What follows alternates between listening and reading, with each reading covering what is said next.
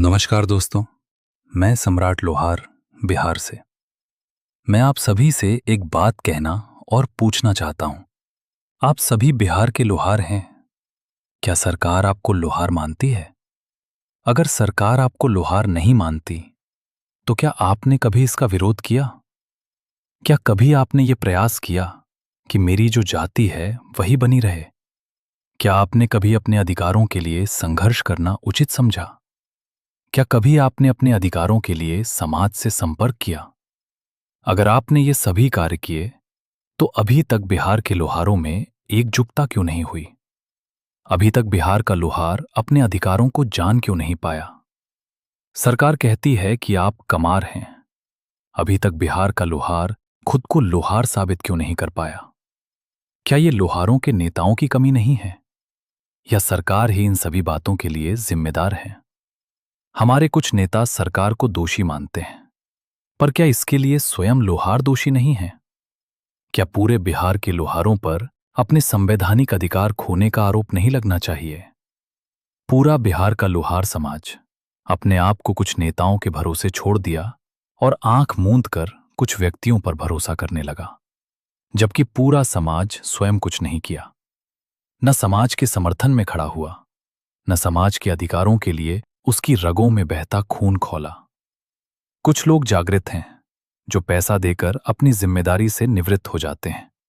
उनको लगता है कि पैसा दे दिया तो मेरा दायित्व खत्म हो गया। कुछ लोग ऐसे हैं जो न पैसा देते हैं न समय देते हैं। वे बस समाज में नकारात्मक बातें फैलाते रहते हैं कि सब लोहार चंदाखोर हैं।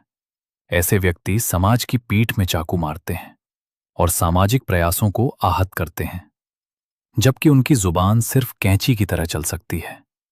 न वे समय देते हैं, न पैसा, और न ही सामाजिक प्रयासों का समर्थन करते हैं।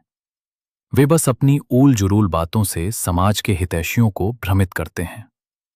हमारे समाज के कुछ ऐसे नेता भी हैं जो निस्वार्थ भाव से समाज के हितों की रक्षा के लिए सजग और सचेत हैं। वे प्रयास कर रहे हैं कि बिहार के लोहार को अपना संवैधानिक अधिकार मिले।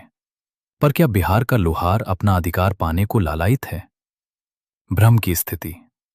बिहार के कुछ लोहार ऐसे भी हैं जो खुद को उन लोहारों से अलग रखते हैं जिन्हें अधिकार की जरूरत है। उन्हें लगता है कि वे बहुत उच्च श्रेणी के हैं, और जैसे ही उन्हें संवैधानिक अधिकार मिलेगा, वे अन्य जातियों से नीचे या नीच हो जाएंगे। जबकि उन लोहारों की स्थिति भी बहुत अच्छी नहीं है, लेकिन उनकी सोच पर ऐसा अंकुश लगा है जिससे वे बाहर नहीं निकल पा रहे। उनको लगता है कि अधिकार कोई भीख है। उन्हें अपनी संकीर्ण सोच से बाहर आना होगा। जनगणना का निर्णायक अवसर।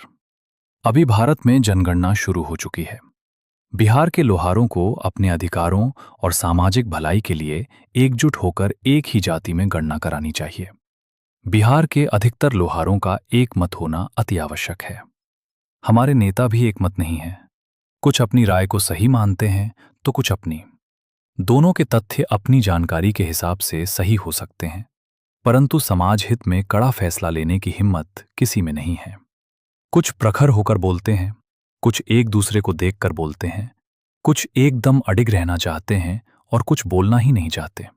ऐसे नेताओं से आप क्या अपेक्षा रख सकते हैं जो समाज के प्रति अपनी जवाबदेही तय नहीं कर पाते?